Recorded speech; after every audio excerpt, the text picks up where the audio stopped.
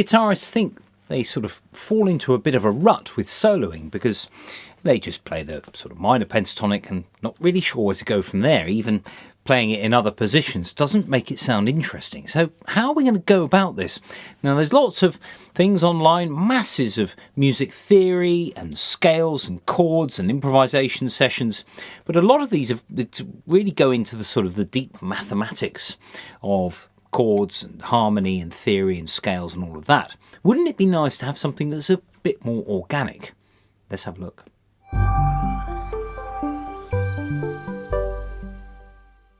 So I was playing with GarageBand for iOS. I just had a backing track in A minor. So it's just the blues scale or the minor pentatonic starting at 5th fret.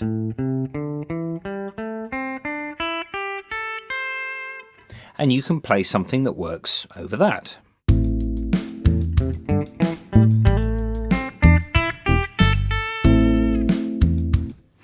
Now, it's always nice to go simple though.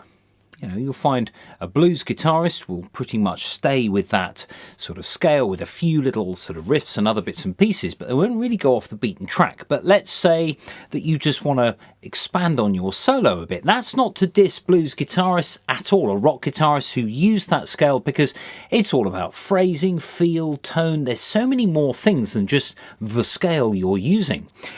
But let's say I've got my A minor here. There's my A minor. Now, there are a couple of things when you're playing over a chord. An A minor chord just has an A, a C, and an E. Now, those three notes, the notes that definitely wouldn't work are the notes that are all a semitone higher than that. But other notes would work. So, for example, A, C, and E, that means you've got to avoid B flat, D flat, and F. So if I was to play those three notes over this, it wouldn't sound very nice.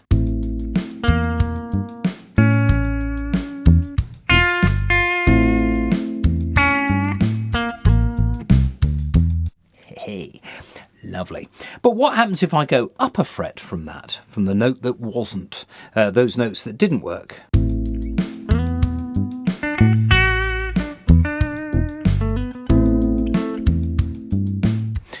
Much better. Still slightly graty in places because actually the harmony, the A, the C and the E, I had a B as well. Quite nice, but you just got to be a little bit careful with that. But it's definitely the ones that are a semitone higher than those notes that you don't want. So what happens if you play one accidentally? Well, the answer is you could just go up a fret.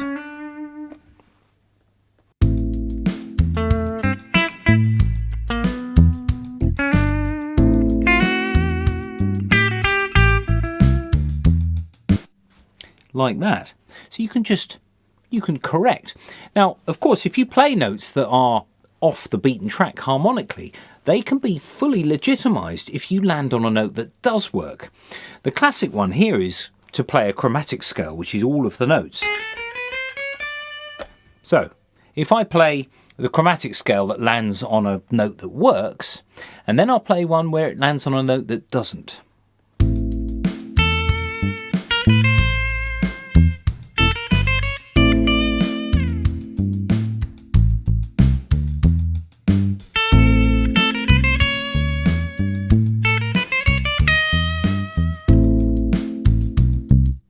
So you run into problems, but if you land on a note that works, it means that it's completely legitimised all of the notes that came before it. So actually you can play pretty much any note of the chromatic, or any musical note over this A minor, as long as it makes sense that you reach a particular note that works. And there's also that sort of issue of rhythm. So if you sort of arrive at a note that doesn't work on the beginning of the bar, you've got to sort of make it so that it says something, but it resolves very quickly.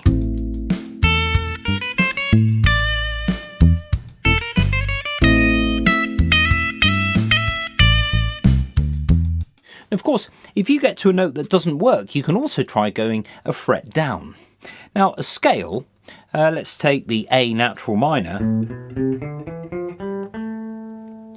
Has 7 different notes in it. Well, there were 8 there because I had a repeat of the first one, the A. That means that I've used 7 different notes there, and I've got 5 others to make the 12 semitones in an octave. So there are 5 notes that wouldn't work so well. That one. That one. That does actually work. Another one there. So you can actually use this. Now, an A natural minor has that note in, the F, which is actually a semitone above one of the notes that we had in our A minor. So you'd end up with this. Yeah, beginning of the X-Files.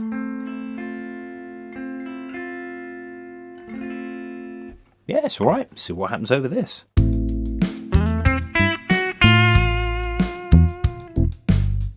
Yes, doesn't really work, does it? No, what you can do is you can just, or you could get out of a problem note by actually playing a chromatic. So if I land on that F, I'll get out of it by just playing a chromatic scale.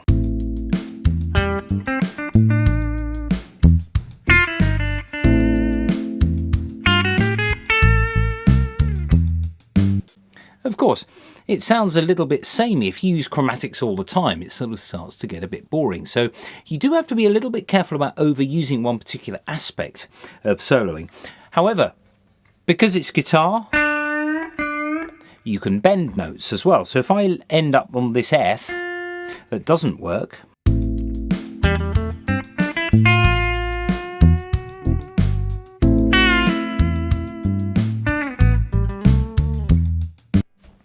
you can get out of things that way. Lots of this is down to experience. Now, I haven't really talked about things like modes, like the Dorian mode, for example,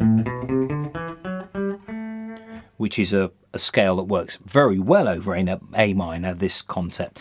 Much better than the natural minor. And it's actually the 6th note that was different. But they're different sort of fingerings. You could actually do this. Instead of the natural minor, you could extend your last finger upper fret there. Or you can play it starting on last finger here. So you've got the A, and then you go to the next string, have your B, C, D, and then E, F sharp, G, and then A. Now that Dorian mode does work very well over your minor.